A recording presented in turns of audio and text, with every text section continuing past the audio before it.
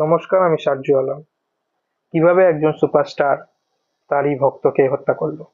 কিভাবে একটা ইনস্টাগ্রামের পোস্টকে ঘিরে একটা হত্যার করা পরিকল্পনা রচনা করা হলো?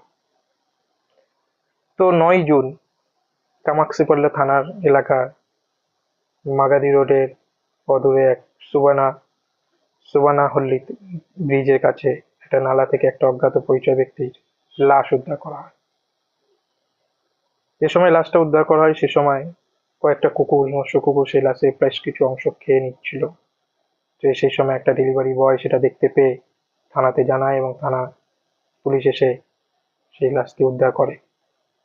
পরবর্তীকালে পুলিশ ইনভেস্টিগেশনে সেই লোকটি শনাক্ত করা হয়। তার জামা কাপড় দেখে তার ফ্যামিলি মেম্বাররা চিনতে পারে সেই লোকটির নাম রেণুকা স্বামী, যার বয়স 33 বছর, যে চিত্রদীপার লক্ষ্মী ভেঙ্কটেশ্বর লেআউটের বাসিন্দা, যা একজন স্ত্রী আছে এবং তার স্ত্রী অন্তঃসত্ত্বা। সে একটা মেডিকেল স্টোরে, চিত্রদুর্গের একটা মেডিকেল স্টোরে সে জব করে। তো একটা পুলিশ একটা সাধারণ কেসের মতোই ইনভেস্টিগেশন করতে লাগলো যে এর পিছনে কে আছে, কে হত্যা করলো, একে মার্ডার করা কেন হলো, এটা নিয়ে ইনভেস্টিগেশন করছিল। এমন সময় 10ই জুন সন্ধ্যে 7টার সময় 4জন লোক এসে কামাক্ষীপাল্লা থানাতে সারেন্ডার করে। তারা বলে তারা রেণুকা স্বামীকে হত্যা করেছে।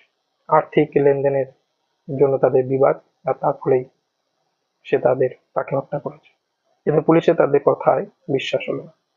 প্রথমে পুলিশ তাদের একসঙ্গে জিজ্ঞাসাবাদ করলো, তারপর একে একে জিজ্ঞাসাবাদ করলো, কিন্তু তাদের কথার মধ্যে ত্রুটি বুঝতে পারলো। এর ফলে তাদের ফোন রেকর্ড চেক করা হলো। ফোন রেকর্ড চেক করার পর পুলিশ দেখছে যে একটা নাম্বার থেকে বারবার এই কদিনের মধ্যে তাদের একজনের কাছে বারবার কল এসছে। তো নাম্বারটা কার দেখার জন্য পুলিশ দিল এবং দেখলো যে এই নাম্বারটা কন্নড় অভিনেতা দর্শন থগুদীপার। পুলিশ এটা দেখে হতবাক হলো, কিভাবে একজন কন্নড় অভিনেতা দর্শন থগুদীপার সঙ্গে এই আসামিদের কিভাবে পরিচয়। তো পুলিশ তারপর এদের জিজ্ঞাসাবাদ করায়।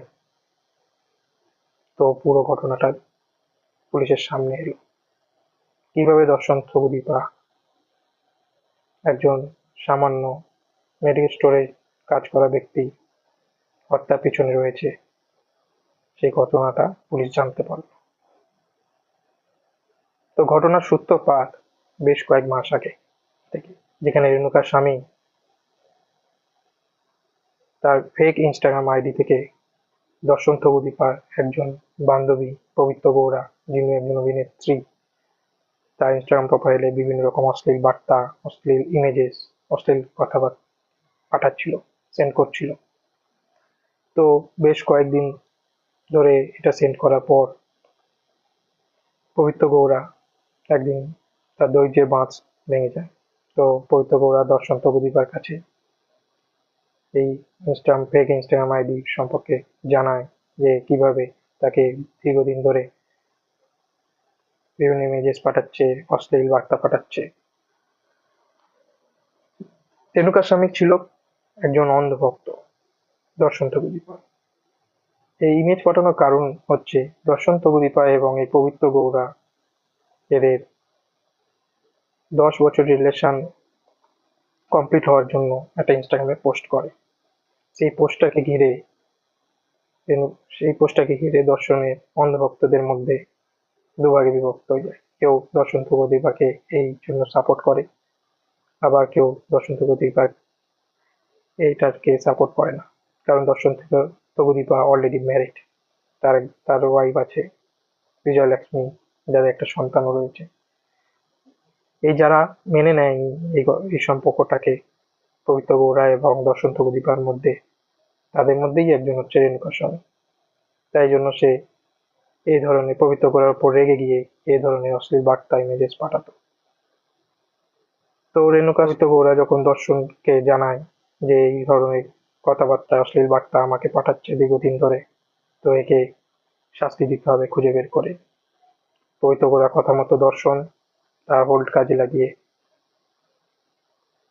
রাঘবেন্দ্র বলে একজন যে দর্শনের ফ্যান ক্লাবের সভাপতি তাকে ঘটনাটা বলল এবং দর্শন তৌদীপা রাঘবেন্দ্রকে দায়িত্ব দিল যে কোনোভাবেই হোক এই ইনস্টাগ্রামের আইডি পিছনে কে রয়েছে সে তাকে বের করার।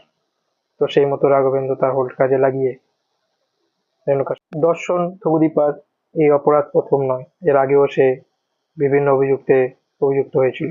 যেমন 2011 সালে ডোমেস্টিক ভায়োলেন্সের কেসে তাকে জেলে যেতে হয়েছিল 4 সপ্তাহের জন্য।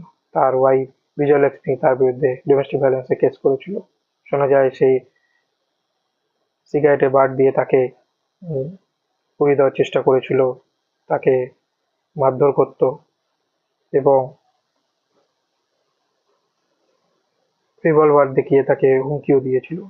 পরবর্তীকালে বিজয়লক্ষ্মী কেস তুলে নেওয়ায় সে ছাড়া পায়। 2023 সালে তার স্টাফের বিরুদ্ধে কুকুর লেলিয়ে দেওয়ারও অভিযোগ ওঠে। তাছাড়া 2021 সালে জুলাই মাসে একটা ওয়েটারকে মারধরের কথাও শোনা যায় এবং গভীর রাতে পার্টি চালানোর অভিযোগে অভিযুক্ত 2024 সালের জানুয়ারি মাসে বিভিন্ন রকম অভিযোগে অভিযুক্ত ছিল দর্শন তৌদীপা। তো এই কেসে একজন অভিযুক্ত দীপক, যে দর্শনাকে রক্ষা করার জন্য ওই 4 জনকে থানায় পাঠিয়েছিল, যে